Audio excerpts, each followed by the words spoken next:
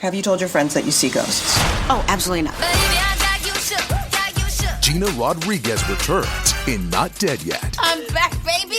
Who is up? Oh, she's the obituary writer. And Brad Garrett joins the brilliant ensemble cast. Titan, Maverick, Titan of all Mavericks. These are all words used to describe me. Not Dead Yet. Season premiere. Tonight, 8:30, 7:30 Central on ABC. And stream on Hulu.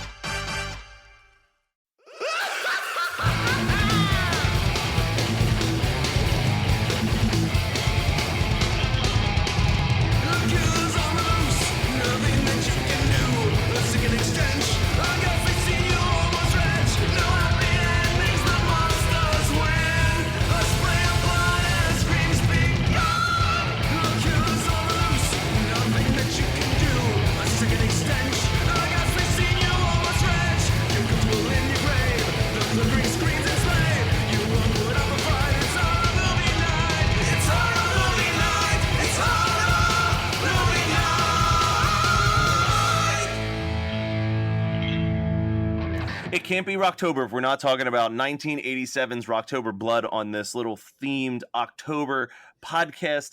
And I'll be honest up front, kind of the most lackluster of the four movies for me. Oh, yeah. Not that it's a bad movie, it's just not crazy enough. Yeah, it really only dials up to about a 7.5. And that's okay. This was definitely my pick. Absolutely. I pushed for this one because, and I'll say again, like I did for Black Roses, it would be a lot easier to pick 4 Rocktober movies if we hadn't already done Trick or Treat, because Trick or Treat is arguably the best. Arguably the best, but tune in next week. Oh man. Yeah. We get some just absolute insanity next week, but we're not there. So we're talking about the mediocrity of Rocktober Blood, which actually the best part of this movie is the theme song. Not the theme song, but the main song, I'm Back by Sorcery. And the cover, the VHS cover, scared the absolute piss out of me as a child. This movie is definitely one of those movies that I have nostalgia for, even though I didn't watch it when I was a child. So let's just measure expectations accordingly. This is also my third or fourth time I think watching it, and it's definitely diminishing returns. Each time I watch it, I'm like, I could probably do without it. But then it comes around to October, I'm like, fuck, let's watch Rocktober Blood. So the opening song, what I wrote down was, it's no Me Against the World, but it's a pretty solid opening song. I think of all the movies that we watched for this month, Me Against the World is definitely the best opening song. Nope. I definitely think I'm Back is a better song. I love Me Against the World. Is I'm Back the opening song to this, though, or is it the songs played at the end, or is it both? I remember being played. It's the same song. Yeah. Okay. Yeah, the two big songs in Rocktober Blood are I'm Back and Rainbow Eyes. Rainbow Eyes is fucking amazing. It's kind of terrible. It's great and terrible. Well, that's what this movie is. It lives and dies by how good and bad the music is. This is definitely a kind of along the same spiritual lines as Bloody New Year, where it's kind of crazy, but it's just not quite crazy enough. And there's like twists and turns and reveals and shit. But yeah, I wanted this movie to be Death Spa. Like, that's what I really wanted it to be. I want every movie to be Death Spa. What are you talking about? And it just didn't quite pull it off. Like, it just, the moments that are good are really good. But I have my notes are very tame because it's a lot of just make sure to bring up this, make sure to bring up this. Because it's not really, the plot is barely existent. We went from last week, Rockula, that as bad as that movie was, there's so much plot that's just playing out throughout Very high concept, yes. Yeah, this is just guy kills his bandmates and then comes back from the dead. It's well, hey, so if we're talking about high concept, nothing is going to compare in 2018 horror movie night lists to next week. I know I don't mean to hype us up too much for our penultimate episode for Rocktober, but holy shit, if we're talking high concept. So this is very low concept, where it starts out, it's 4 a.m. and it just shows what life was like, or maybe not necessarily what life was like in 1980 or 80. What is this movie? 81? 87. What? Yeah. Oh man. So we should probably tell everybody that we all watched this on YouTube. Wait, let me check something. Because I'm looking at my handwriting, and it's possible that that's a 4. I thought that it was much earlier. I'm pretty sure that Sorcery album, 1984. Okay, yeah, sorry. That's just a really bad handwriting mixed with ink running out on a fucking pen. Yeah. I watched this at 7 a.m. today, and I strongly dislike this movie. And I riff on movies because that's what we do here. Yeah. But I have a certain love for horror movies, including bad ones, if I feel like they're genuine. And I don't feel like the writers and the directors, like the way that the pacing of this movie, the deaths in this movie look, the whole time it was like, this is someone trying to cash in on horror. Absolutely. Like whoever made this movie does not care about horror. They just wanted to try to cash in on the slasher thing. And I felt it the whole time. And I just did not enjoy it. It's definitely a movie that relies entirely upon nostalgia. Yeah. Yeah, like I love the music in it. So Sorcery was a real band, and they did all the music for it. I don't think that they acted in the movie, though. I'm pretty sure that they were not in the movie, but I could be wrong. It's the only reason that I picked this was the music and the cover. And also because I really like the fact that the only way that we were going to watch this was a shitty VHS rip on YouTube, which it does it for me. I've said that before, and I'll say it again. It's just, what did we just watch that was a shitty VHS rip? Kindred was a shitty VHS rip. Yeah, the Kindred. There is something about that. Like I'm gonna buy a Blu-ray player and the Blu-ray of Kindred when it eventually drops, but I would much rather watch it as a shitty VHS rip. That's just the reality. You guys watched the YouTube quality version of it, and I watched the VHS PS copy that I had, which is basically the same as the YouTube quality. Yeah. The lead singer Billy, for really being able to belt out those songs. That's not him. That is not him. I know. Has no emotion behind his voice with every line that he delivers in the studio. The best line, though. What can I say? She wants my body. That is not the sound of a coke user, like that is the sound of a heroin addict.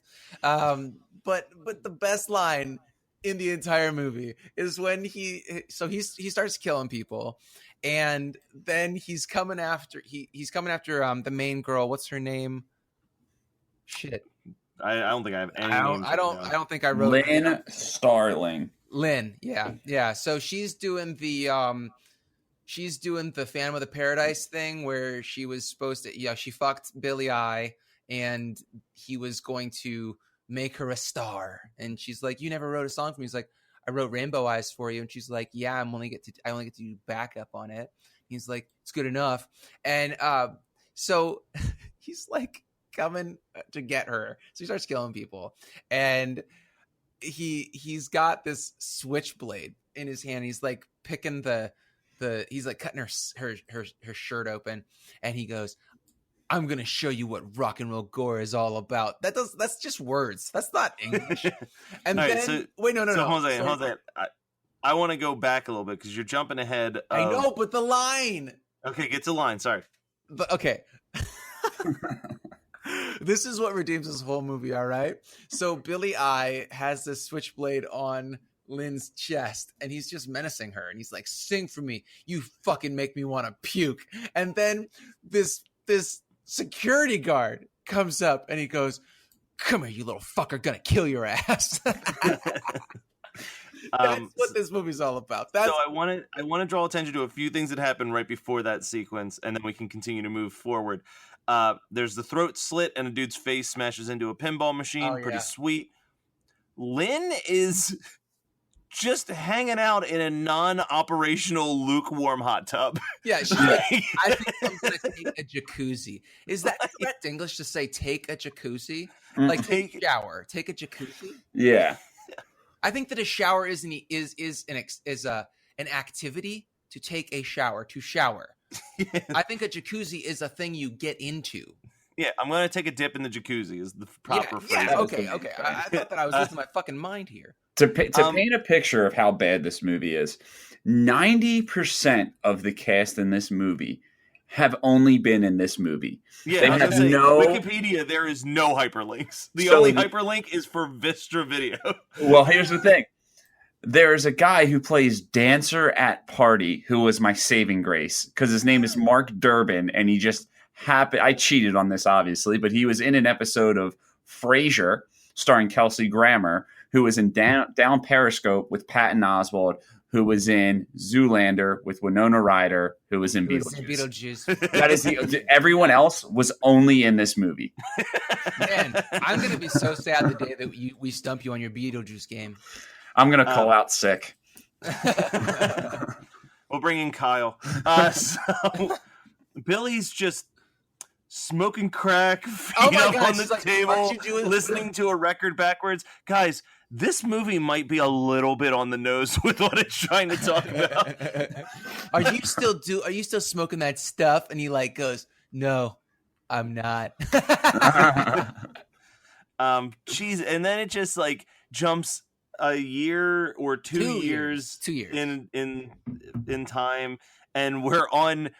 What's the guy call it? He goes, "This is MT television" or something like that. It's like that's the best you could do. That was the best that the writer's room could come up with. Casual coke use right in front of the camera, and he's like, "Hey, buddy, you want a toot?" Yeah, you still recording? Come on. So I do have to ask. Let's put ourselves in Lynn's shoes for a second. One night, while recording music, you discover 2 of your friends' dead bodies, and then your ex tries to murder you. Do you start a horror theme band that has graphic murders on stage afterwards, or like? Because I feel like I'd be like, so much therapy. Yeah, I need so much therapy. The best Possibly. therapist money can buy. Fun fact. This is actually a true fact. Do you know who collects the most Nazi memorabilia? Jewish people. One of my favorite scenes in this movie is this workout conversation while they're like, you mean the workout that looks like how I dance to ska music? Guys. So Megan and I had a coffee date this morning before recording, and on the way back, we were behind this truck, and it said skasphalt.com, and I was like, Ska's fault. Oh my God, it's what I want to blame all of my life's problems and not having any sexual contact in high school on. And she hated it. She was like, you should have said it was Ska's fault, as in Scott's fault, like when you break a dish in the kitchen. And I was like, no, your joke sucks. My joke rules. A similar story to show you how I shouldn't have my job is we had an important lunch and learn with an attorney talking about Marchman Act. And Marchman Act is down here where pretty much a court orders someone to go to treatment, even if they're over 18, if they're a danger to themselves. So he was like, all right, so we get them in. And first we assess and stabilize. And he wrote ass stab. And I just kept laughing.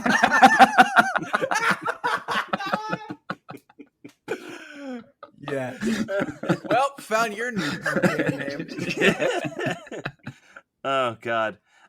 Yeah, they're just they're working out so much. It's so sweaty, and they're doing this kick. They're like just doing the kick, and she's like, "I will fire your ass." But then there's you might know the context of this better than I do, specifically Brian, since he just watched it. But I have a note that just says, "Well, that phone conversation was bonkers." And I think it's because it's one of those cheap ass movies where they're like, okay, you can tell that they just have the camera set up on one person and they're just saying, okay, now say this line. Yeah. Okay, now say this line. And then they just cut it back and forth the whole time. Mm-hmm. But it's cut so quickly and awkwardly that I was just like, what is happening? Like, there's so much of this movie where I'm just like, what was that? Like, looks like you're going to have to rewatch it, Matthew. Yep, thankfully I have the VHS PS copy. Yeah.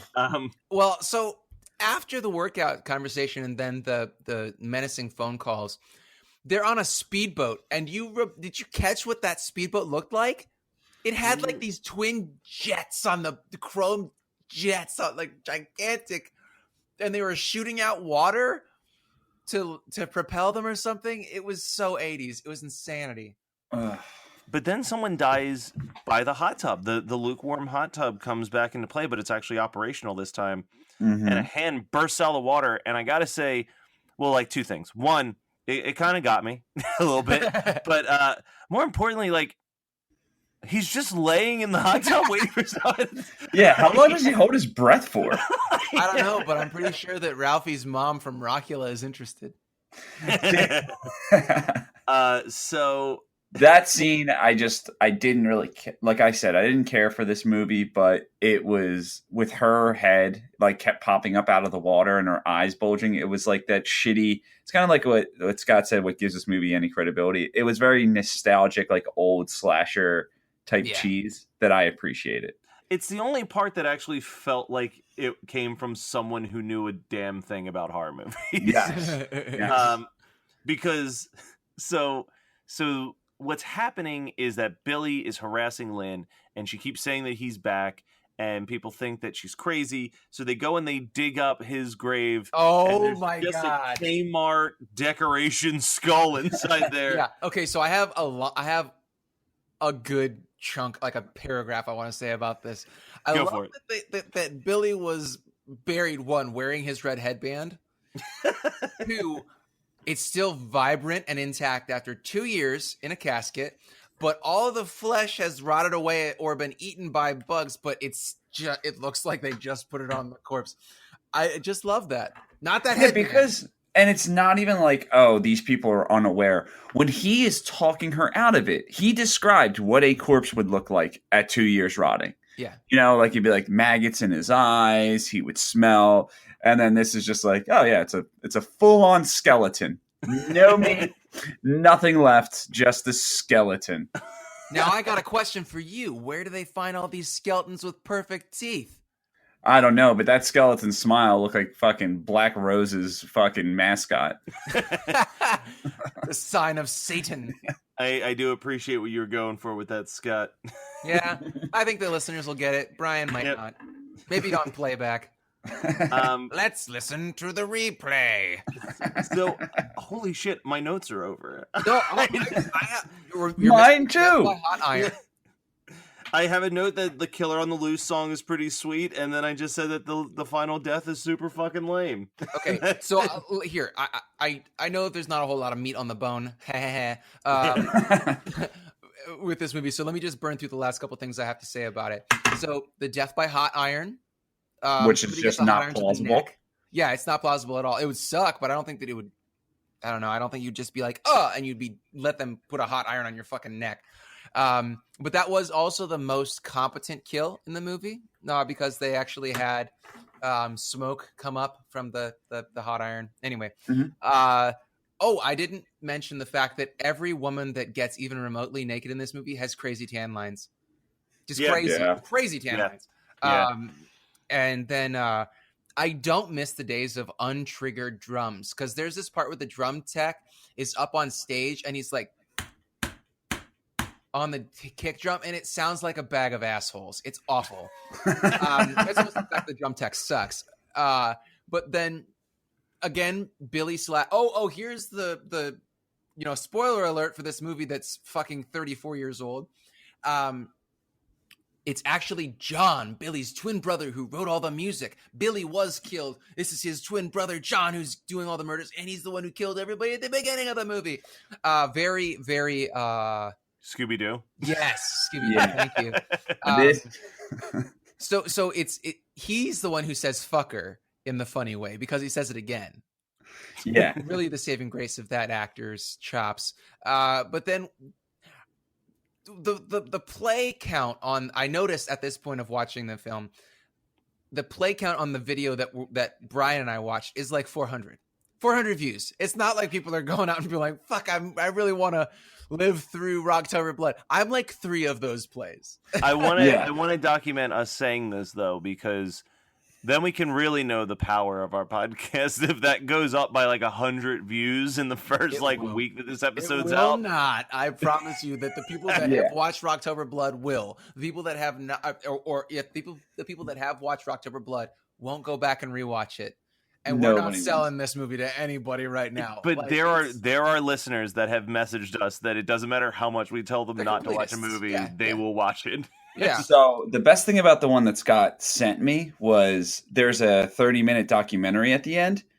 So this movie ended Oh, yeah, 30 yeah, minutes it's- earlier than I braced myself to. Yeah, no, it's only an hour and 15 minutes, maybe, but it's Yeah, a it's a 2 hour short- long. It's a 2 hour long upload on YouTube, and then isn't it like a dog vet or something? Afterwards, I didn't watch it. I just like clicked through because I was like, "What are these? What else is on here?" That's literally it. I clicked through for a second and said, "Oh, it's a fucking documentary," and then I just stopped. All right. Well, okay, so there are two more things. I have one more too. Okay, so are we? So Billy I gets, or sorry, Johnny I gets the Phantom of the Paradise beef kill, where he gets killed by he gets electrocuted while on stage and goes ah! Except it sounds the exact same as when he recorded it in the beginning of the film. But we also I like before he got killed, the fact that Lynn's boyfriend was just standing there He's like, holding the "Get out guitar, there, he's gonna look kill like her." looking like Elmer Fudd hunting wabbits. Like he just had that like hunch lean, just staring at him, waiting, and it was the same clip that they used 3 times. Yeah. Like you would look over and it was the same position, just that stern look on his face. And then I have nothing else to say about this. Well, movie. the funniest thing about that, besides the guy just waiting for his chance to go smash an electric guitar over Johnny I's head and kill him somehow, is that the drummer is annoyed because like people are realizing that shit's not right, and the drummer's just like, "Play I'm back." He's just like, "Let me get off stage." And whoever wrote this film has a very shaky understanding of electricity, electric guitars, and human anatomy, because the boyfriend comes out, swings the guitar on Johnny I's head. It like bashes him over the head, and he can still sing for a good 40 seconds, and then go, "I'm back." And that's like freeze frames on it. Yeah. Well, so let me postscript this by saying that "I'm Back" by Sorcery, featured very heavily in Rocktober Blood, was one of the 3 main songs that influenced me. I ripped off for the horror movie night theme song. What were the other 2? You know the song, Night Danger by Pretty Maids? It's in Demons. No. Okay. It's I think it plays during the scene where the guy's on the motorcycle beating the fuck out of demonic zombies in the movie theater.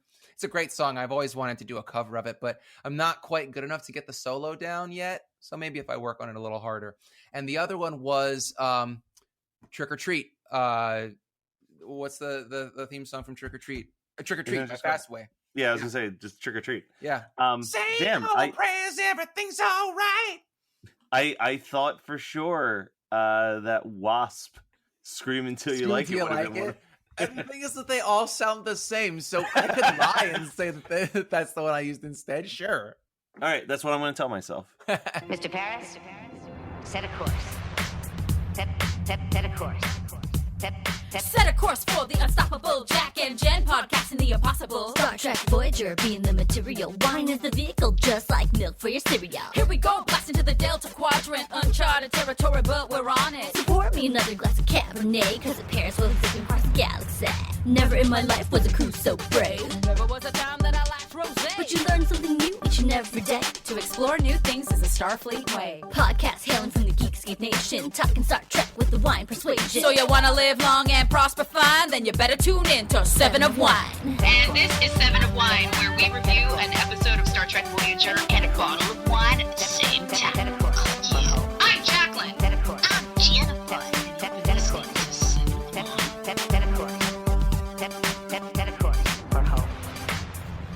All right, guys, what were your double features for this one? So I'm going to be careful. I have a good double feature, but I know Scott hasn't seen it. And in order for me to say it, it's a huge spoiler alert. I don't give a fuck. It's old, I'm sure. Okay. So, given the fact that it was this huge twist, that it was actually his brother and it was just done badly, to say without saying anything, I would say you want to see an actual great horror movie that has a similar twist but doesn't have a bunch of dog shit. We're watching Alice, Sweet Alice. Oh, And I'll leave it man. at that. Well, you just ruined the twist of a movie from the 80s. Well, Actually, the 70s. Oh, shit. Okay. And it was a great movie. I want you I still have to watch it. It's on my list. Yeah. It's like, here's the thing. Are you going to walk away from it and be like, okay, sorry, Halloween, this is the new best slasher movie of all time or whatever? No, but it is a very competent slasher movie, which is a rarity in itself. Yeah, and that's why I wanted you to go in just not expecting any twist. But yeah, I guess it's 50 years old almost, so. Solid math there. I don't Math Kelly over here. Hey-o.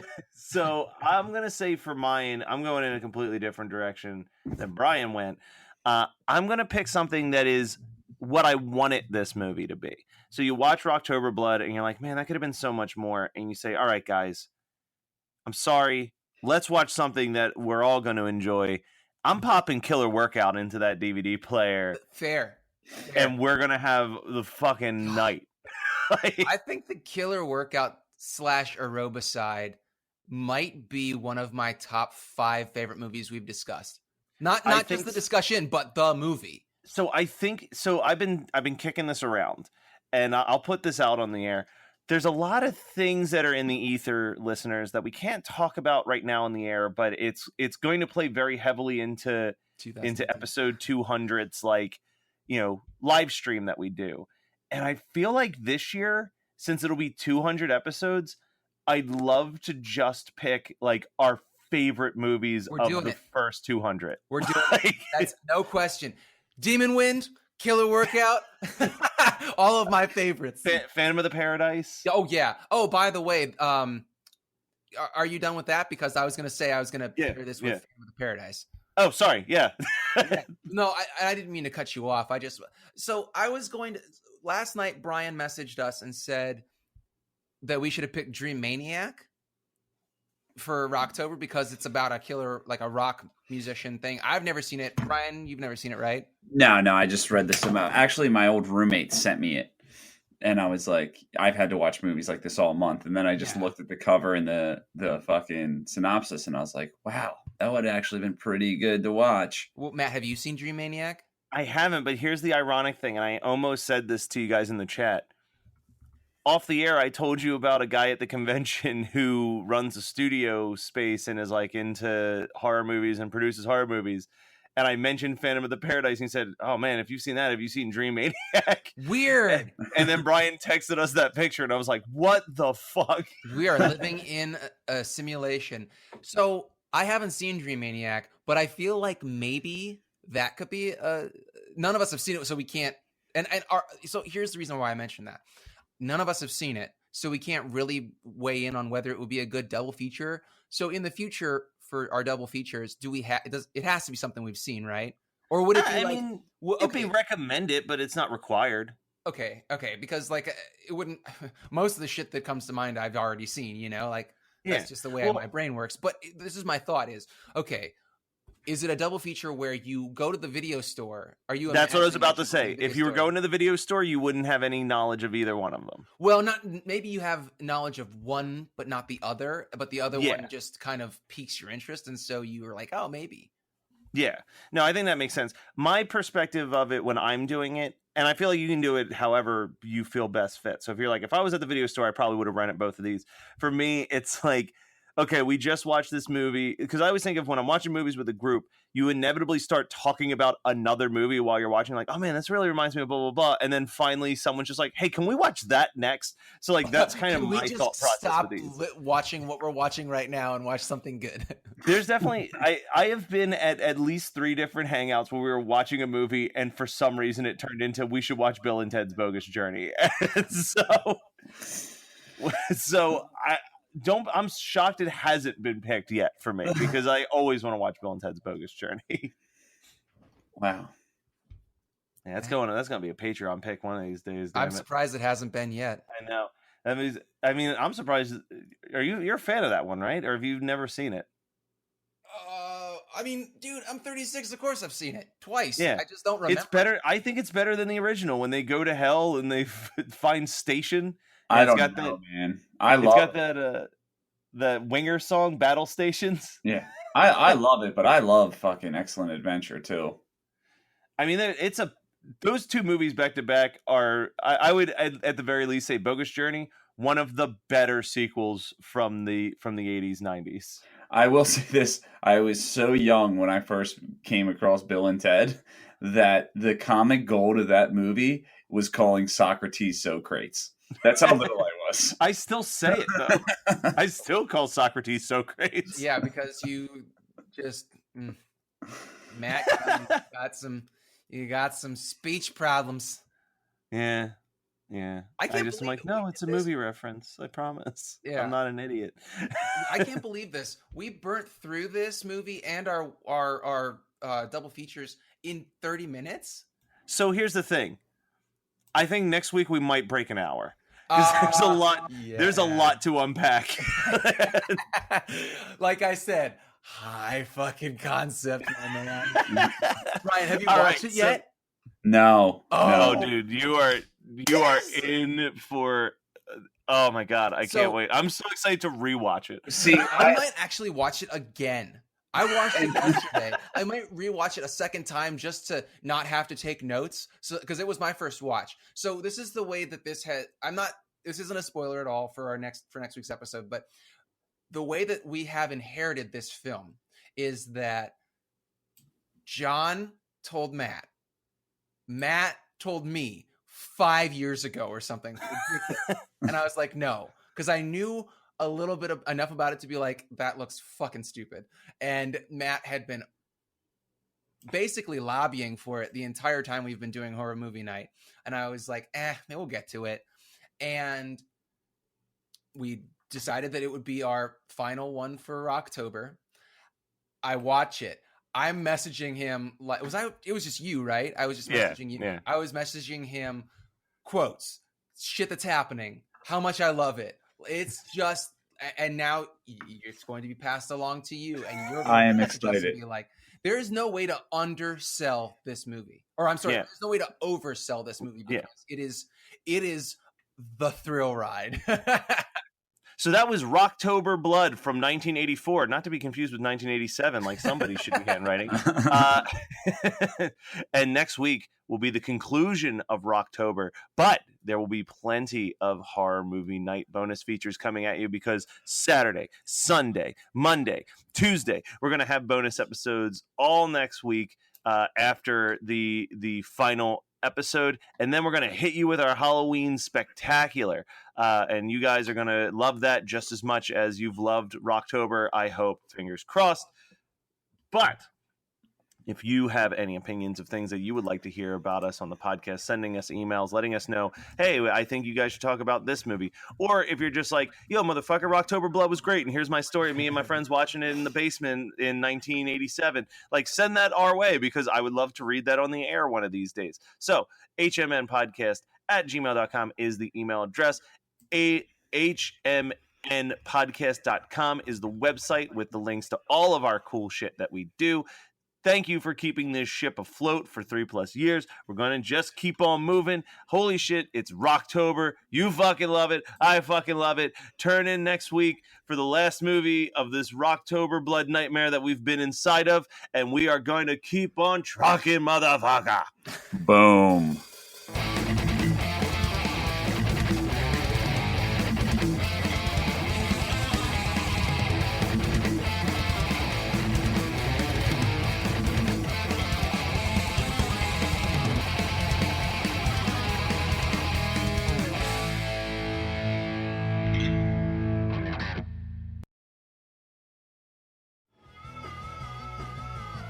You're listening to the Geekscape Network.